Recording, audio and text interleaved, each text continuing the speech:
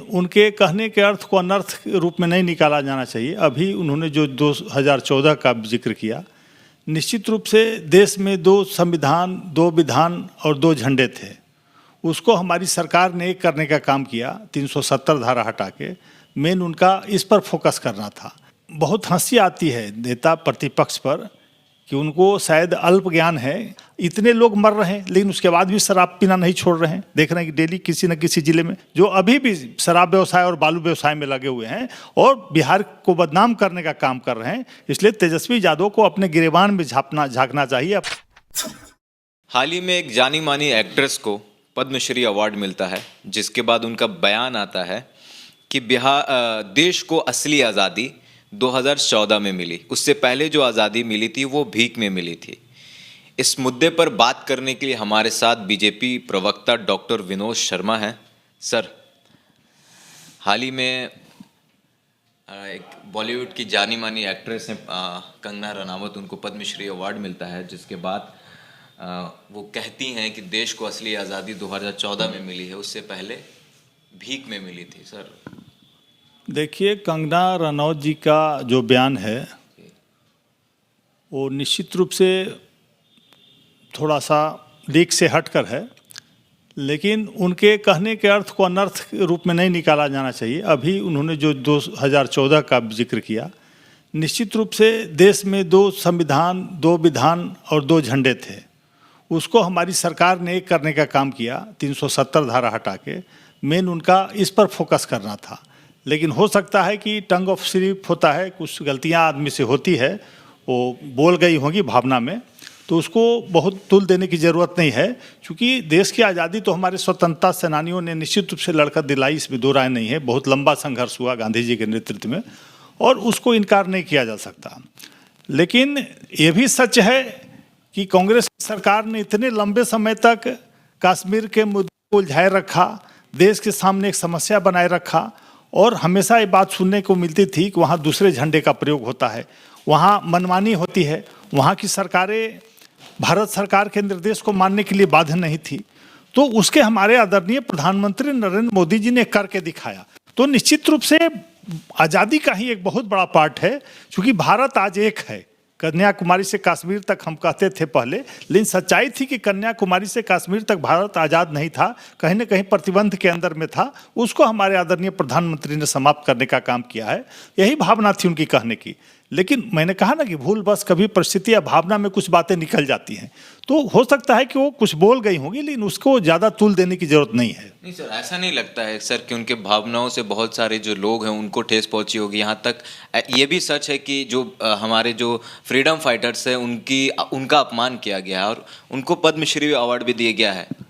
देखिए, मैंने कहा ना कि उनकी व्यक्तिगत राय हो सकती है, लेकिन हमारे पार्टी की राय नहीं है, हमारे नेताओं की राय नहीं है। और निश्चित रूप से देश को आज़ाद कराने में हजारों लोग बलिदान हुए हैं, हजारों शहीद हुए हैं। स्वतंत्रता सेनानियों की अहम भूमिका रही है। गांधी जी का नेतृत्व हो, सरदार वल्लभ भाई पटेल हों या बड़े बड़े दिग्गज जो इसमें शामिल थे, सब ने मिलकर आज़ादी दिलाई है। इसको हम इनकार नहीं कर सकते। वो व्यक्तिगत उनकी राय हो सकती है, लेकिन हमारी पार्टी, हमारे नेताओं की राय नहीं है। मांझी जी की मांग है कि जो पद्मश्री अवार्ड मिला है उन्हें वापस कर देना चाहिए या उनसे वापस ले लेना चाहिए। देखिए, ये केंद्रीय मामला है और इसके लिए कमेटी होती है जो निर्धारण करती है कि किसको ये अवार्ड मिले। तो निश्चित रूप से मांझी जी अपनी बातें रखे हैं, उस पर विचार लोग करेगा, इस पर क्या होना चाहिए, और निश्चित रूप से उचित समय पर उचित निर्णय करेगी। सर, नेता प्रतिपक्ष कह रहे हैं कि बिहार एक बहुत बड़ा बेरोजगारी का केंद्र बन चुका है। देखिए, बहुत हंसी आती है नेता प्रतिपक्ष पर कि उनको शायद अल्प ज्ञान है कि वो रोजगार किस तरह का देते थे। वो क्या अपने सरकार जब उनकी थी, उनके पूर्वजों की जो थे, उनके पिताजी की सरकार थी राजद शासनकाल, उसमें क्या रोजगार था। आप जहाँ चाहे बैरियर गिरा के रंगबाजी वसूलें, दुकानों से रंगबाजी वसूलें, डकैती करें, मोटरसाइकिल छीने, चेन छीने, यही रोजगार उन्होंने उपलब्ध कराया था। लेकिन हमारी सरकार उसमें विश्वास नहीं करती है। हमारी सुशासन की सरकार है। हम कानून व्यवस्था के साथ साथ विकास कर रहे हैं और हमने पूरी तरह से वादा किया है कि 19 लाख लोगों को रोजगार इस 5 वर्षों में देंगे। वो प्रक्रिया शुरू हो चुकी है। 4 लाख से ऊपर शिक्षकों की बहाली हो चुकी है।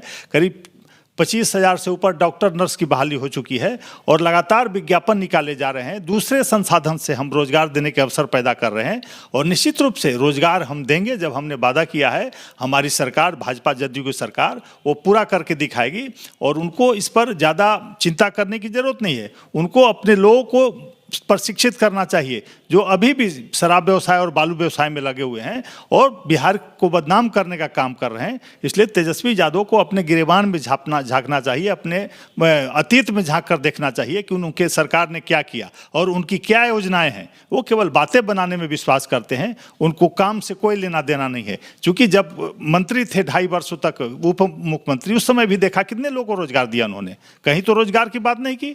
आज जब सत्ता से बाहर चले गए हैं, जब सत्ता दूर दूर तक नजर नहीं आ रहा है, तो लुभावनी बातें करते हैं, उससे कोई अंतर पड़ने वाला नहीं है। बिहार की जनता पूरी तरह से हमारी सरकार पर, भाजपा जदयू की सरकार पर, नीतीश कुमार पर और हमारी जो उप मुख्यमंत्री हैं दोनों, उस पर विश्वास करती है और आगे भी हमको ये अवसर मिलता रहेगा। और लगातार हमने काम पर ये अवसर प्राप्त किया है, कोई बात बनाने पर नहीं। लगातार हमारी जो सरकार इतने लंबे समय तक चली है, काम करके हमने दिखाया है, लोगों का विश्वास जीता है। इसलिए तेजस्वी यादव जी अपने पार्टी को मजबूत करें, अपने लोगों को प्रशिक्षित करें कि रोजगार के और भी अवसर हो सकते हैं। दूसरे कृषि क्षेत्र में, दूसरे क्षेत्र में छोटे छोटे उद्योग लगा करके लोगों को प्रशिक्षित करें ताकि उनके लोग भी रोजगार करें। जो छीना झपटी का व्यापार करते थे, अपहरण का व्यापार करते थे, वो आगे कभी से दिमाग में न लाएं। सर, बिहार के सीतामढ़ी में एक दलित की हत्या कर दी जाती है प्रशासन द्वारा। आरोप ये है प्रशासन का कि उसे शराब पीने के आरोप में गिरफ्तार किया गया और कुछ ही घंटों में उसकी मौत हो जाती है। सर, नहीं लगता कहीं ना कहीं कि ये प्रशासन की गुंडागर्दी है? देखिए, मौत का कोई ना कोई कारण होता है, इसमें दो राय नहीं सर, इतना टॉर्चर किया गया उसको कि कुछ ही घंटों में उसकी मौत हो जाती है। ऐसा है ना, मैंने कहा ना कि कई एक बार होते हैं कि खुद ही लोग ऑफिस में बैठे बैठे हार्ट अटैक हो जाते हैं, तो उसको कौन टॉर्चर करता है? देखिए, प्रशासन काम करना नहीं छोड़ सकता है। आप गलत किए हैं तो आप प्रशासन पर भी कर अपनी जिम्मेदारी से पल्ला नहीं झाड़ सकते हैं। आप शराब पिए हैं, आपकी गिरफ्तारी होगी, ठीक है, संजोग होता है कि आपको टॉर्चर किया गया, आप हार्ट के कमज़ोर रहे होंगे या कोई और कारण रहा होगा जिसकी आपकी मृत्यु हो जाती है, तो पूरी तरह से प्रशासन को जिम्मेवार नहीं ठहराया जा सकता। हमको अपनी जिम्मेवारी खुद समझनी होगी, हमको सजग होना होगा। ये जो कानून लाया है हमारी सरकार ने, नीतीश कुमार जी के नेतृत्व में, जो शराबबंदी का, पूरे भारत में इसकी सराहना हो रही है, इसको भी देखना होगा। इतने लोग मर रहे हैं लेकिन उसके बाद भी शराब पीना नहीं छोड़ रहे हैं। देख रहे हैं कि डेली किसी न किसी जिले में, क्या प्रशासन सो जाए? संभव है? अगर एक व्यक्ति नहीं, हजारों व्यक्ति गलत कर रहे हैं, हम अगर प्रशासन सख्ती नहीं करेगा, गिरफ्तारियां नहीं करेगा, तो क्या हाल होगा बिहार का? कितनी बदनामियां होगी, कितने लोग मरेंगे? पहले देख लीजिए आज जो हो रहा है कि जहरीली, पहले नहीं मरते थे क्या? पहले तो और बड़ी संख्या में लोग मरते थे, अब तो कम गया। शराब पी करके हजारों लोग रोड एक्सीडेंट में मारे जाते थे, घर में पत्नी को पीटते थे, भाई बहन को पीटते थे, कितने लोगों को मार देते थे। उसकी संख्या जोड़ेंगे तो इससे सैकड़ों गुना ज़्यादा होती थी, वो कम हुआ है। और निश्चित रूप से यह कानून लागू रहेगा और लोगों को इसके लिए सजग होना होगा। केवल प्रशासन पर आरोप लगाना, क्यों प्रशासन आपको गिरफ्तार कर लिया? आप शराब पी के घूम रहे थे, गाली गलौज कर रहे थे, वो बड़ा अच्छा था क्या? तो आप भेज दीजिए कि सिर्फ आरोप लगा है, ये चीज गलत आरोप है, एक गलत आरोप है। आप अपनी गलती को छुपाने के लिए प्रशासन पर, क्या प्रशासन सो जाए, छोड़ दे कि आप शराब पी के नंगा नाच कीजिए? सर, इस बात का खुलासा नहीं हुआ है कि वो आदमी शराब पी करता। अरे भाई, तो कौन करेगा खुलासा? प्रशासन ही करेगा ना, हम आप नहीं ना करेंगे। तो प्रशासन अपना काम कर रहा है, प्रशासन काम करना नहीं ना बंद कर देगा। कोई आरोप लगा दे, प्रशासन सो जाए घर में, ऐसा थोड़ी ही होता है। सर, उसके घर में कमाने वाला सिर्फ वही व्यक्ति, वो अलग बात है। कमाने वाला हो तो सरकार उसके लिए मदद करेगी, मुआवजा देगी, अलग चीज है। लेकिन एक व्यक्ति हम हैं, अपने अकेले भाई हम कहें कि शराब पी के नाचेंगे, ये संभव है? सरकार छोड़ दे कि आप अकेले हैं? ऐसा थोड़ी। आपको खुद इसके लिए सजग होना होगा, आपको खुद सोचना होगा कि ऐसी गलती ना करे कि प्रशासन को मौका मिले। प्रशासन कहाँ किसी अच्छे लोगों को कहाँ गिरफ्तार करती है, कहाँ उनको प्रताड़ित करती है? तो आपको जागृत होना होगा। आपका फर्ज बहुत बड़ा है, मीडिया का फर्ज है हमको बताना, गलतियां हुई उनको सुधारने का प्रयास करेंगे। लेकिन निश्चित रूप से ऐसे लोगों को भी सजग करना आपका काम है जो इस तरह की गलतियां बार बार कर रहे हैं। तो ये थे डॉक्टर विनोद शर्मा, बीजेपी प्रवक्ता, और इनका ये कहना है कि प्रशासन पर आरोप लगाना गलत बात है।